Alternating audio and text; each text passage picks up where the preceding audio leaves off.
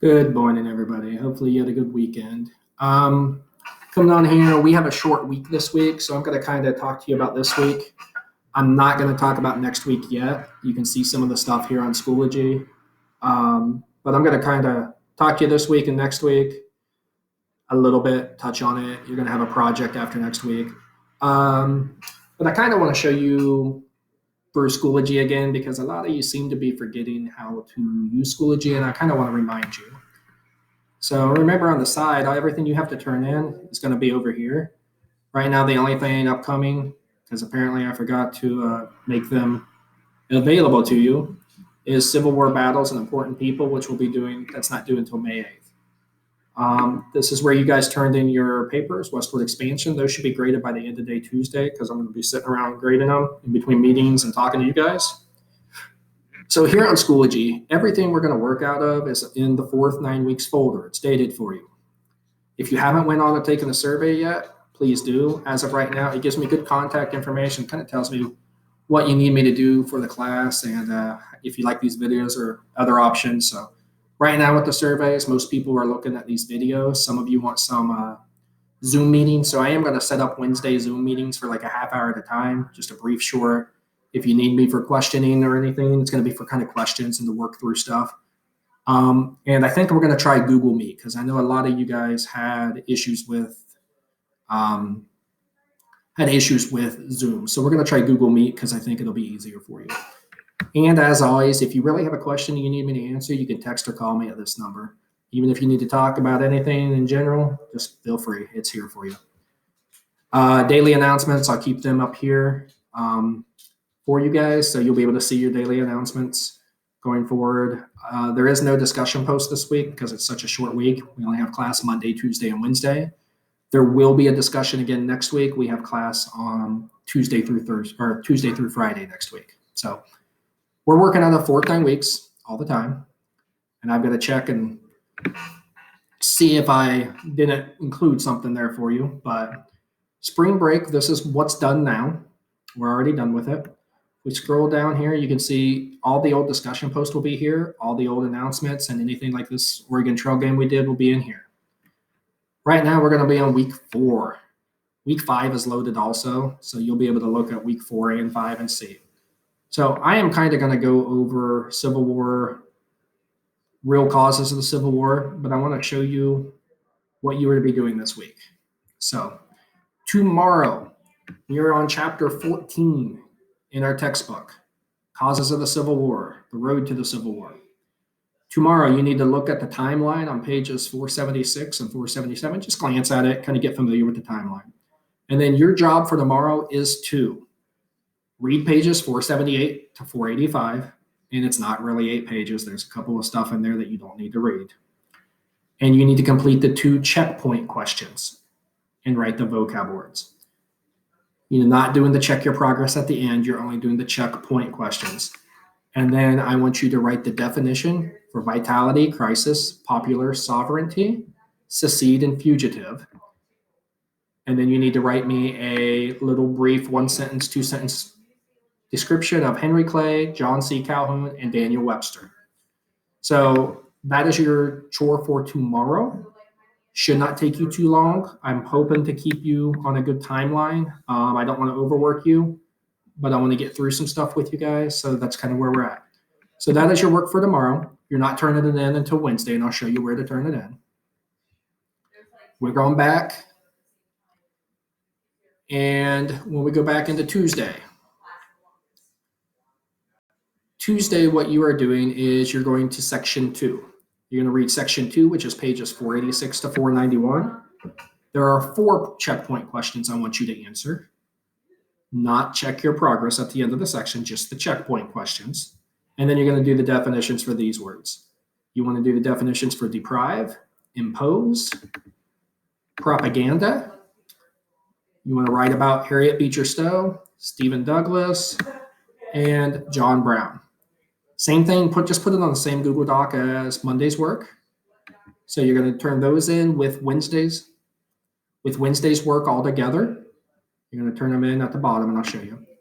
Wednesday's work is No section. You're going to read on page 492 and 493 a section from Uncle Tom's Cabin. Uncle Tom's Cabin we're going to talk about here in a second. You're going to complete the analyzed literature at the bottom of the page, which means as a Northerner, you are going to write a letter to a friend explaining how this excerpt makes you feel about slavery. We're not writing about how we know already about slavery. We're writing about how this excerpt of this book made you feel. Make sure the letter is its own page on that Google Doc. So put Mondays and Tuesdays on the first page, and then the second, put a page break in and write yourself a letter. The letter needs to have the date, be time period specific. Uncle Tom's Cabin was published in 1852, so sometime after that. Have your salutation, which is your greeting. Have your body of your letter, your conclusion, your closing, and your signature. And I'm not going to bring this up right now. No, maybe I will. So this is a copy of kind of what I'm looking for a letter. Your date, your salutation or greeting, the body of your paper, which is kind of the how it makes you feel. This is your conclusion where you summarize everything, and then your closing and your signature. Hopefully you guys can do that. Pretty straightforward and simple. Those are what you're doing for the 3 days. Next week, not too much work again. I'm trying to not overload you guys. I know a lot of you said the work we're doing here is about right. So we're going to keep it turned in. And then you'll put them all on a Google Doc, and where it says right here, week 4, turn in. This is where you're going to turn the thing in. And I'm going to edit it real quick while we're here because I feel like I did not. Yeah, see, I didn't give you a due date. So this is going to show up also now for you. Perfect. So if we go back into your class now,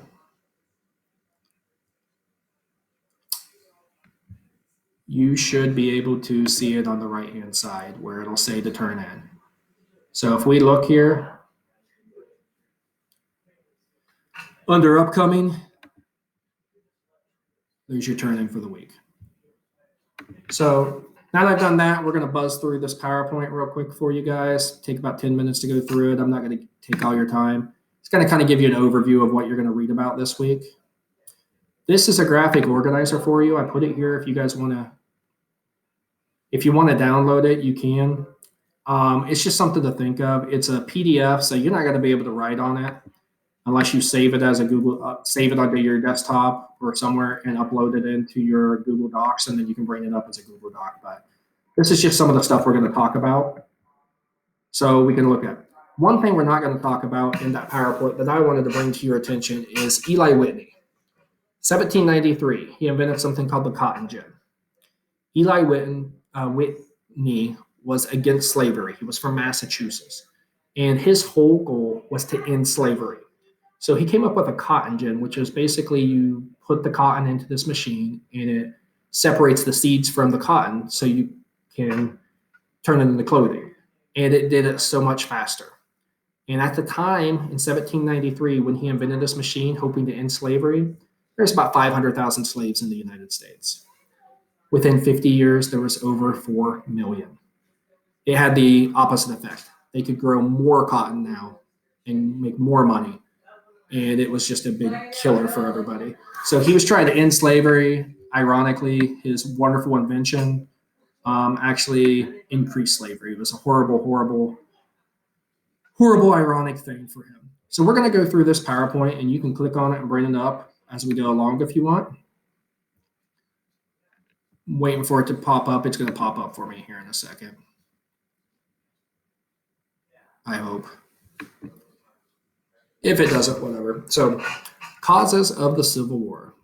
These are the issues that tore our nation apart. There we go. Missouri Compromise of 1820. This compromise basically said that this line, 36 degrees, 30 minutes north, would be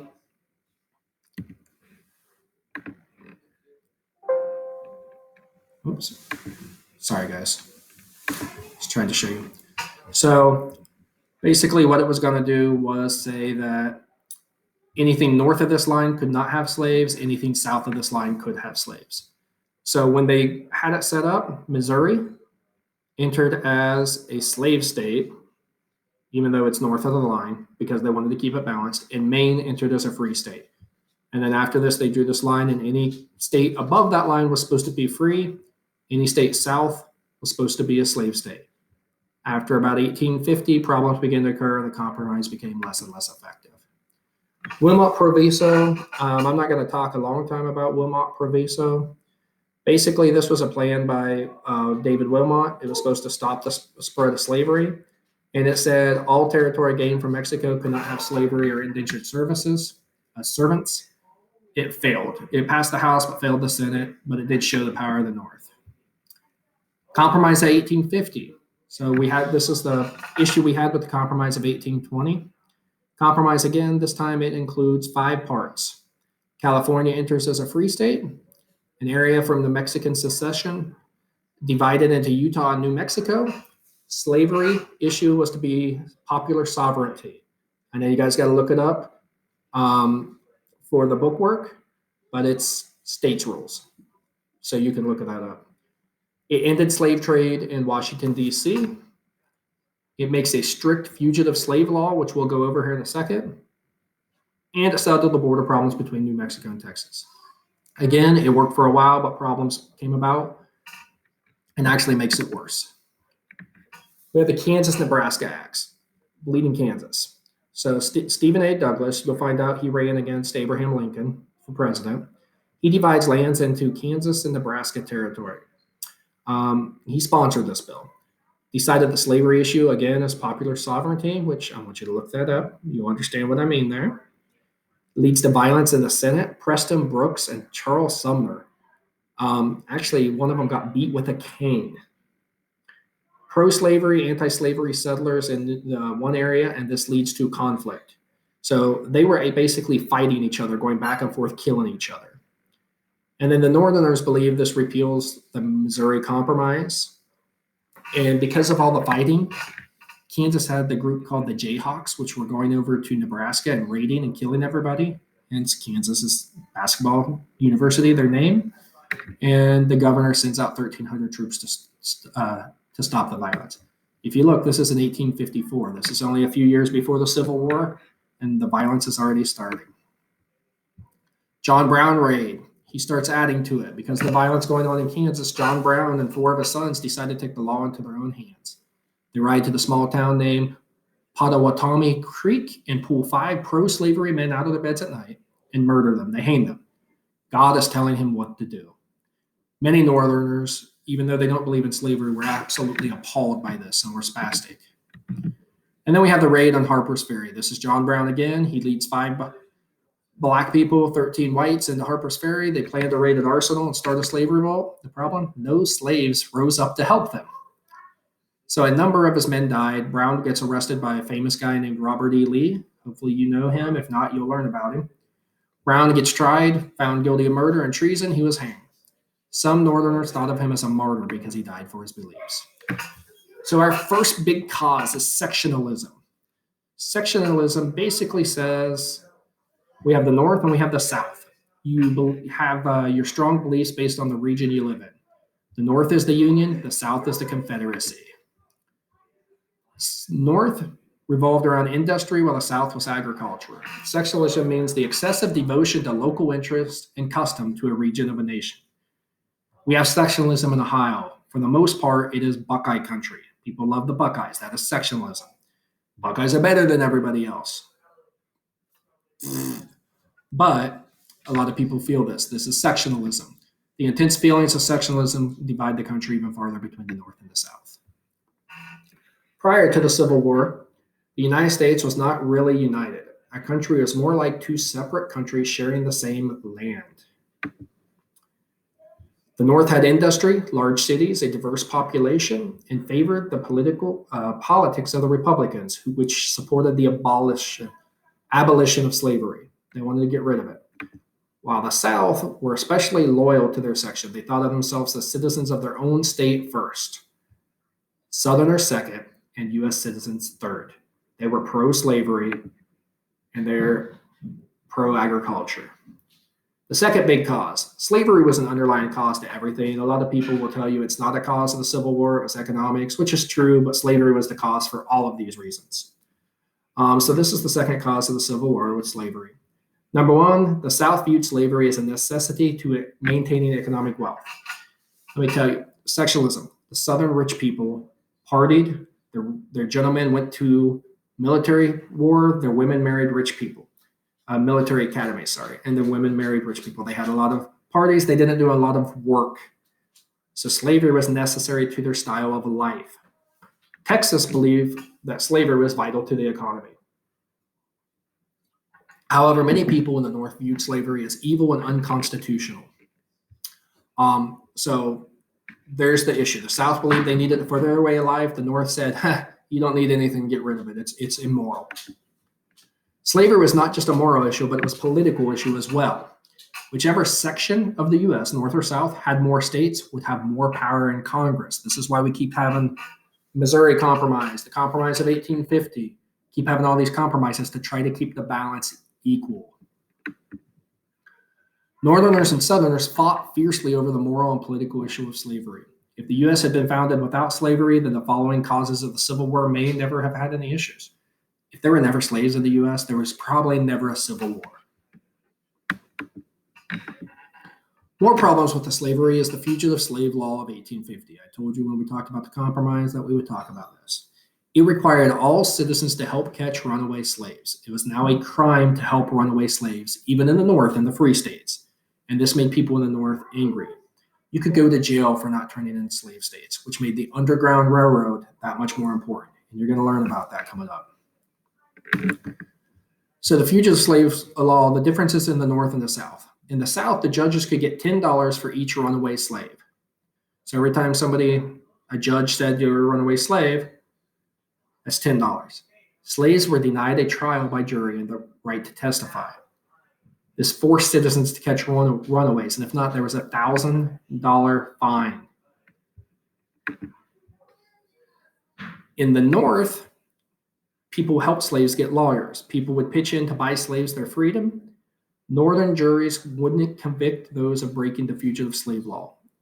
And then we had Uncle Tom's Cabin. So this fugitive slave law led to slavers who would go chase down runaway slaves and led to a lot of freedmen being captured and sold back into slavery or sold as slaves, even though they never were slaves because they didn't care. In the North, there was only 210 people in Ohio that captured a slave. There was only 200 slaves returned.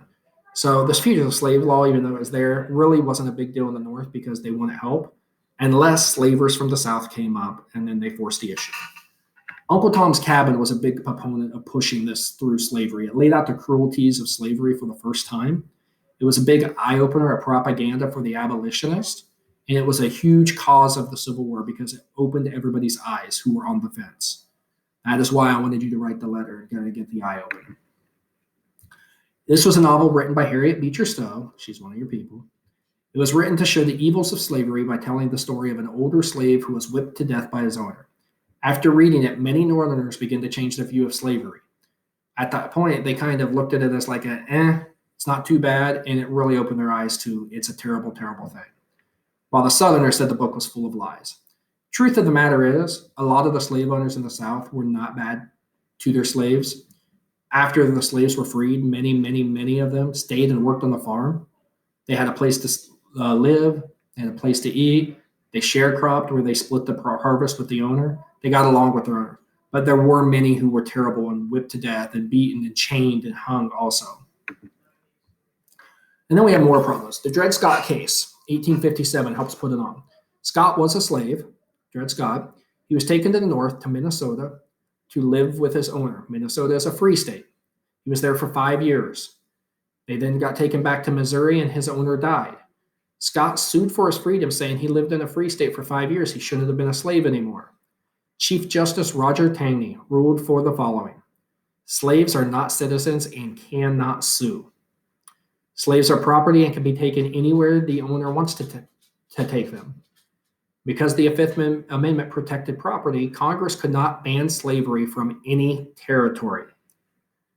The Missouri Compromise was ruled as unconstitutional, which meant any state could have slaves.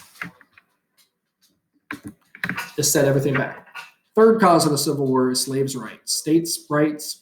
States' rights is the idea that each state had the right to determine whether or not to follow federal laws. Southerners supported states' rights.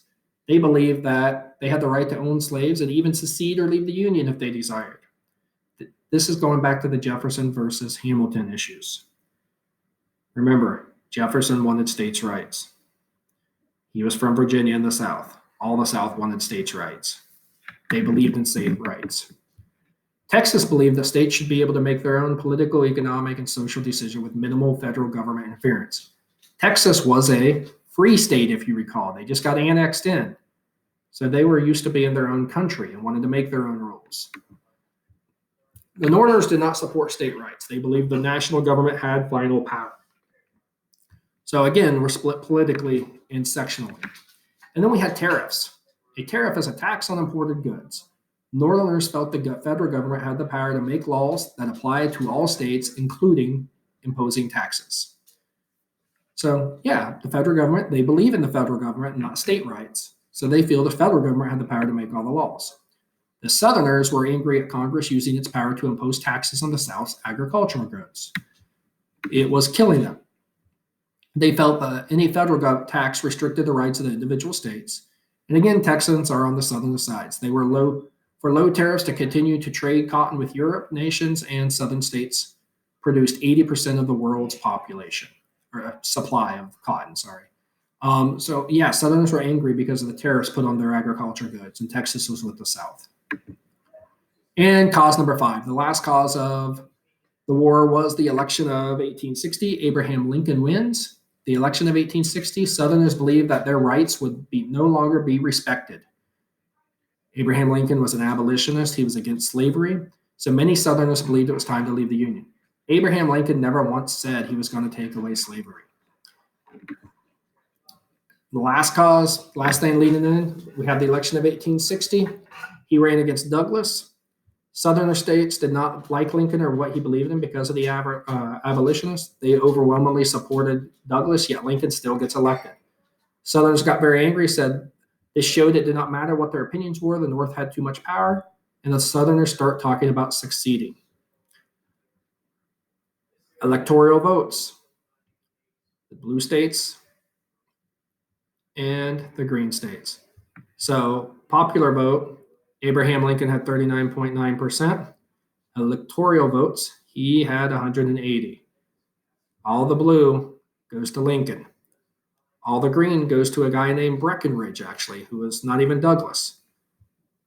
Douglas, if he would have won in the North, would not have affected them, the Southern. And then these other states go to Stephen Douglas, and kind of a mix here.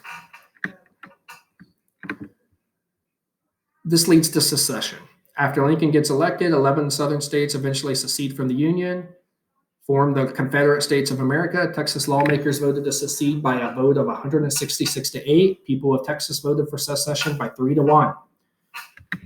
First state to secede is South Carolina. They secede first in 1861. We have the first shots fired at Fort Sumner, which lead to the Civil War. Our causes, quick review: sectionalism, slavery, states' rights, tariffs, the election of 1860, and secession. Hopefully, if I can get back to my page where I'm recording still, hopefully you guys are doing good. Hopefully that gives you kind of an overview. I know this was a little bit longer video, and I'm sorry for that, but I wanted to give you some details to it. Here in 2 weeks, I'm going to show you a little bit more of some of the fun stuff of the Civil War. We'll show you some of the medical issues and technology in our PowerPoint while you guys look at battles and stuff. So stay safe. Have a good week. If you need me, get a hold of me.